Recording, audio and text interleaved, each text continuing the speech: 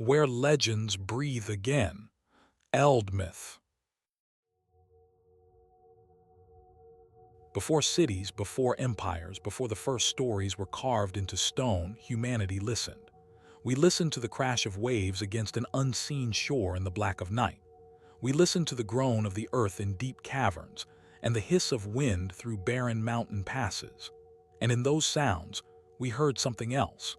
Something that watched from the edges of the world, from the depths we could not fathom, and from the chaos that existed before order. This is not a history of gods and heroes. This is a chronicle of the ancient dark, a study of the original monsters, not mere beasts, but embodiments of the formless, the churning, the void that hungered before creation. Our ancestors did not imagine these beings out of fancy, but out of a visceral, bone-deep recognition. They are the children of primordial fear, born from the human need to give a face to the abyss. Tonight we descend into a specific and profound stratum of that abyss. We examine a lineage of terror that spans continents and civilizations, the archetypal serpent, not as a simple animal but as a cosmic force, a creature that is the environment itself, the encompassing sea, the crushing deep, the storm-choked sky, the untamable chaos that resists all human structure. These beings are so fundamental, so terrifyingly essential, that their stories were often the first to be written, and sometimes the first to be altered, to make them manageable, to make the universe feel less vast and less vengeful. We have gathered 5. From the salt brine of the first sea to the roots of the world tree, they are the dragons of Genesis and Apocalypse. Their names are echoes in a cavern, and to understand them is to remember a fear older than time. The story begins not in a garden, but in a mingling of bitter cosmic waters. The Apsu, the sweet freshwater, and the Tiamat, the saltwater sea. In the Mesopotamian Enuma Elish, Tiamat is not initially a monster. She is the source, the mother of all gods, the roaring, fertile, chaotic ocean from which the first generation of deities is born. She is the womb of existence itself, a teeming, formless, creative void. But creation necessitates order, and order demands a rebellion against the primal mother. The habitat of Tiamat is not a place, but a state of being, the before. She is the uncharted saline deep that existed prior to the separation of heavens and earth. Her physical form, when she finally takes it, is the stuff of absolute nightmare. She is less a serpent and more a bioluminescent abyss given anatomy. She is described as a massive dragon with the forelegs of a lion, the hind legs of an eagle, and a tail that could shatter worlds. But her true horror is in her mouth, a maw that remains open eternally, a gateway to the void. From her eyes flow the great rivers, the Tigris and Euphrates. Her skin is the glistening, scale-less flesh of the deep-sea trench, and her roar is the pressure of the ocean floor collapsing. Tiamat's transformation from creator to adversary is a foundational mythic trauma. When her consort Apsu is slain by the younger gods for his tyranny, her grief curdles into a fury that is the universe's first war. She births an army of monsters, venomous serpents, raging storm demons, scorpion men, and mad dogs. She does not hunt, she unmakes. She is the chaotic potential of creation turning inward, seeking to dissolve the structures that sprang from her. Her confrontation with the storm god Marduk is not a battle but a cosmogonic act. He inflates her with winds, splits her carcass like a shellfish, and from her body he fashions the heavens and the earth. Her weeping eyes become the source of all rivers.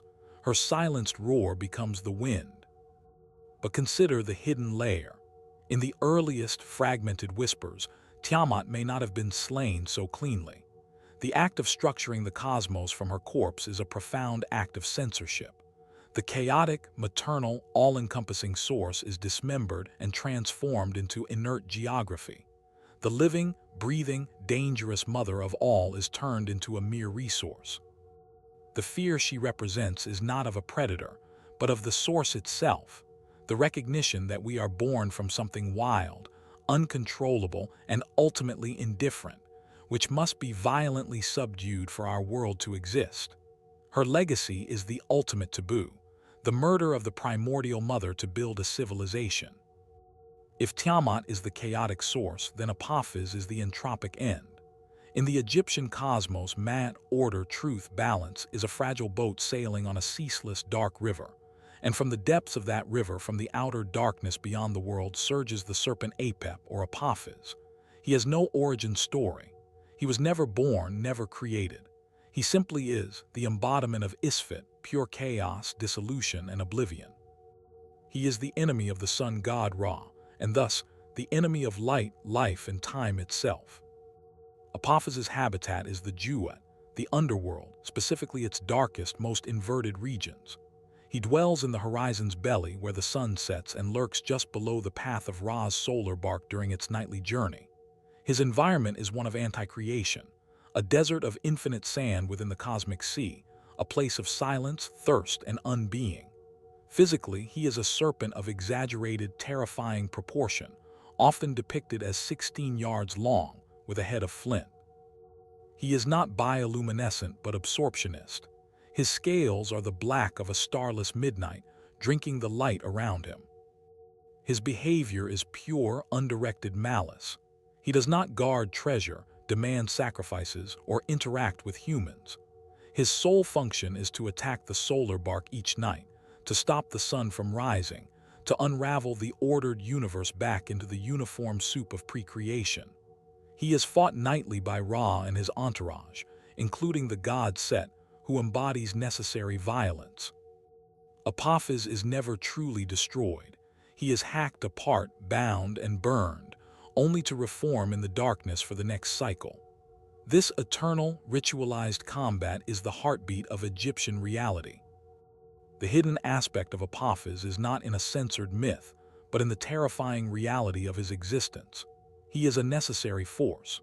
The rituals to destroy him each day were meticulously performed by priests, a sympathetic magic to ensure the sun's victory. But to fully eradicate Apophis would be catastrophic. Without the daily struggle against chaos, Mat would become stagnant. Apophis is the external tension that keeps the cosmic order taut and defined. He is the void that gives shape to the substance. The profound fear is that one night the rituals will fail. The coils will tighten, the sun will be swallowed, and the world will not end with fire or ice, but with a silent, infinite uncreation. From the desert of uncreation to the frozen, salt-crusted seas of the north. In the Norse cosmology, the world serpent, Jörmungandr, is one of the monstrous children of Loki.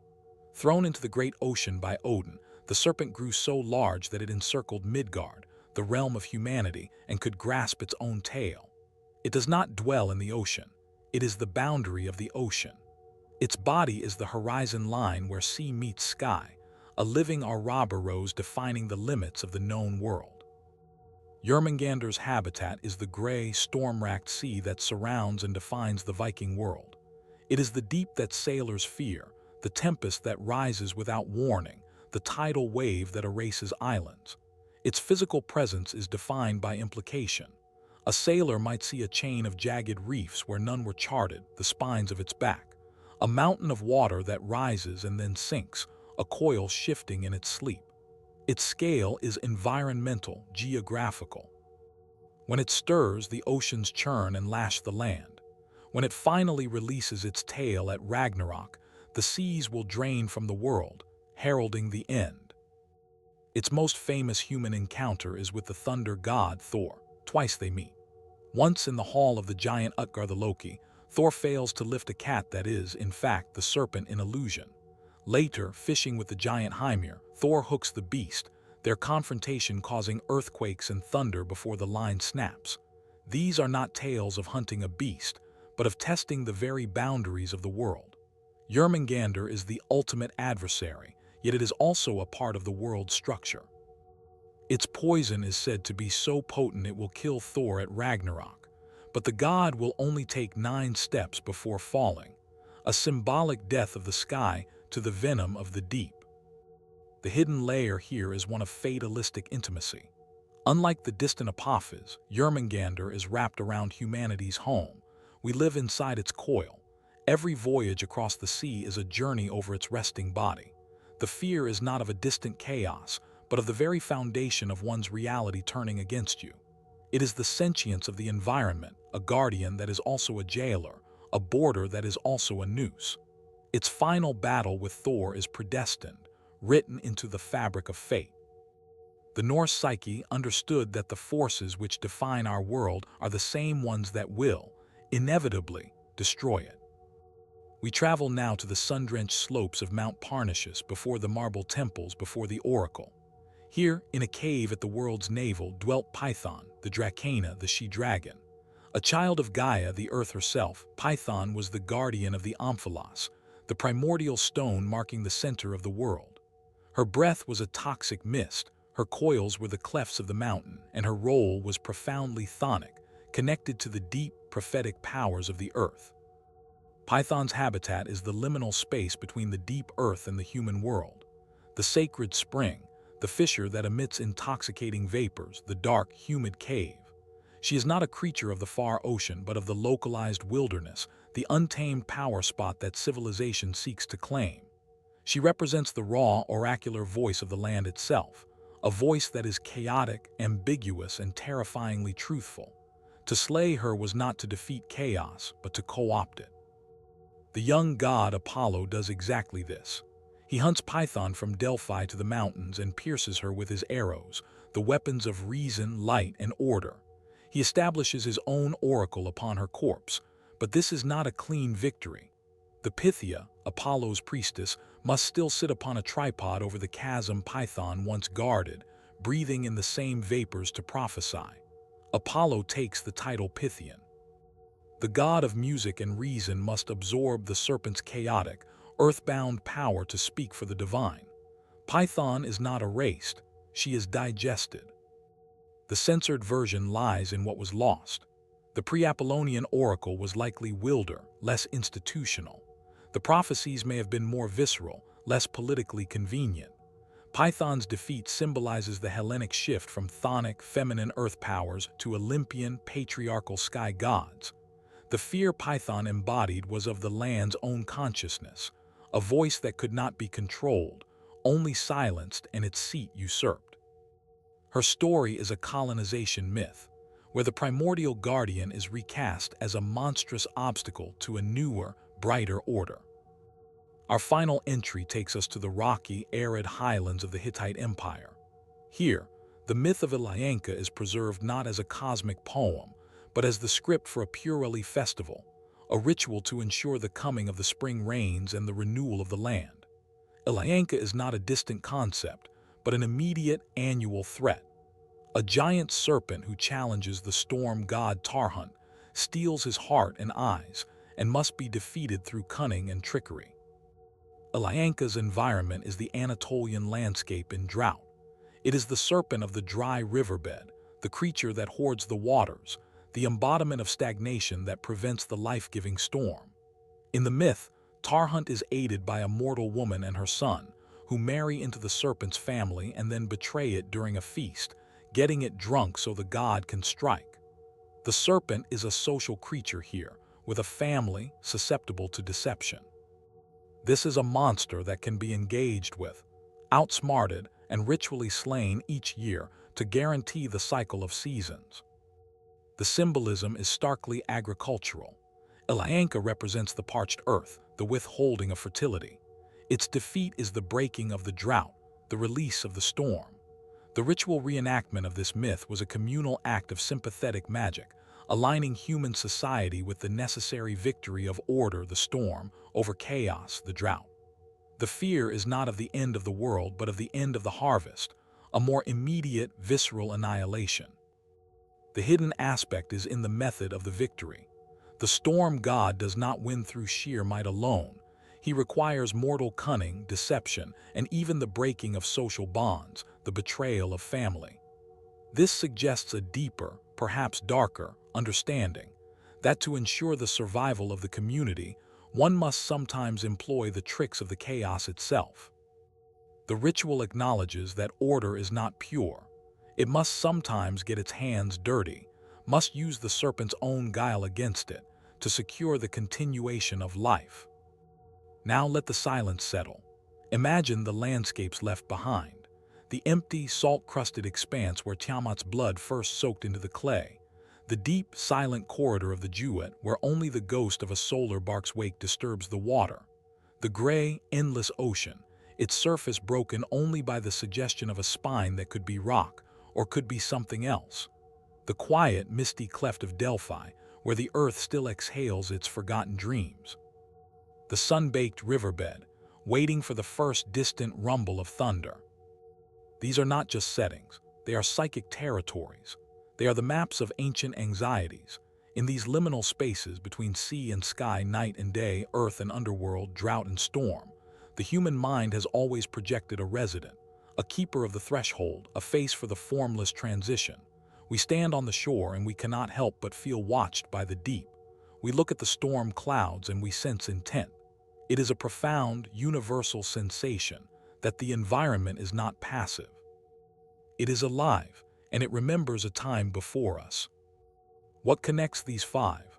They are not mere giant snakes. They are environmental sentients. Tiamat is the sentient sea. Apophis is the sentient void. Jörmungandr is the sentient horizon. Python is the sentient earth chasm. Illuyanka is the sentient drought. They are the consciousness humanity ascribed to the most powerful, indifferent, and essential forces of nature. Psychologically, they represent the externalized terror of reversion, the fear that the hard-won order of our world, the dry land, the rising sun, the seasonal cycle, the stable center, is temporary, that the chaos from which it was carved is not gone but merely sleeping, coiled, waiting to reclaim its own. They are the old ones in the truest sense, embodiments of a time before human consciousness imposed its narratives. Culturally, their stories are often about containment, not annihilation. Marduk contains Tiamat in the geography. The priests ritually contain Apophis each night. Jörmungandr is contained by its own circular grip. Apollo contains Python's power in his temple. The festival contains Illuyanka's threat in an annual ritual. We build our worlds, both physical and metaphysical, atop these contained giants. Our greatest myths are the tales of how we managed, for now, to hold the line against the formless dark that existed before us and will exist after. Today, the archetype lives on, but the fear has been refined into fascination. The world serpent appears in blockbuster films and epic video games, its scale a spectacle for our digital awe. The primordial dragon is a staple of high fantasy, a boss fight at the end of a dungeon. We have aestheticized the abyss. We wear their likenesses on our clothing, their stories sanitized for mass consumption. Yet something primal remains. In our environmental anxieties, the rising oceans, the destabilized climate, the sense of a planet pushing back, we hear a faint echo of these old stories.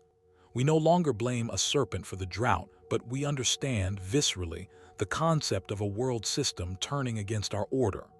The archetype has migrated from mythology to metaphor. Our monsters are no longer just in the sea. They are in the data, in the ecosystem, in the unseen consequences of our actions. We still sense the coil around our world, but now we call it by different names. Feedback loops, tipping points, extinction events. The serpent is no longer a god to be appeased with ritual, but a warning system we failed to heed. What do these five serpents in their relentless global chorus tell us about ourselves? They tell us that humanity's first and greatest story is the story of separation, of pulling a fragile lit space from the overwhelming dark, of building a wall against the tide. They represent everything that is not us, the wild, the untamed, the unconscious, the annihilating. But they also represent a terrible, sacred truth. We are not the center. We are the brief interlude. The ordered world is the anomaly. The chaos is the default. These creatures remind us of our place not as masters but as tenants. Our cities are built on a goddess's corpse. Our sun rises only after a nightly battle. Our horizon is a sleeping giant. Our wisdom is stolen from a cave dragon's breath. Our harvest depends on a ritual slaying. We live on borrowed land, borrowed time, borrowed light. The awe they inspired was the correct response. It was humility in the face of the infinite. So listen again. To the deep sea current, to the desert wind, to the mountain sigh, the old stories are not dead. They are sleeping. They are coiled in the subconscious of the land, in the memory of the water, in the silence between heartbeats. The next time you stand by the ocean at night and feel a chill that has nothing to do with the temperature, look at the black horizon. Is it just water meeting sky? Or is it the seam of a scale vast beyond comprehension? The next time a storm breaks a drought and you smell the petrichor, the scent of rain on dry earth, remember. That is the smell of a god's victory. That is the smell of a serpent's blood, spilled once more so that life may continue. They are the dragons of the dawn and the dusk, the keepers of the in-between. We have numbered them, named them, analyzed their myths. But in the end, they remain where they have always been, just beyond the firelight, in the sacred, terrifying dark that holds our world in its gentle, indifferent grasp. The video ends, the screen fades to black. But in the silence after the last note fades, do you hear it? The sound of something stirring in the deep. Another legend fades, but the next awaits. Like this video, subscribe and continue the journey through myths.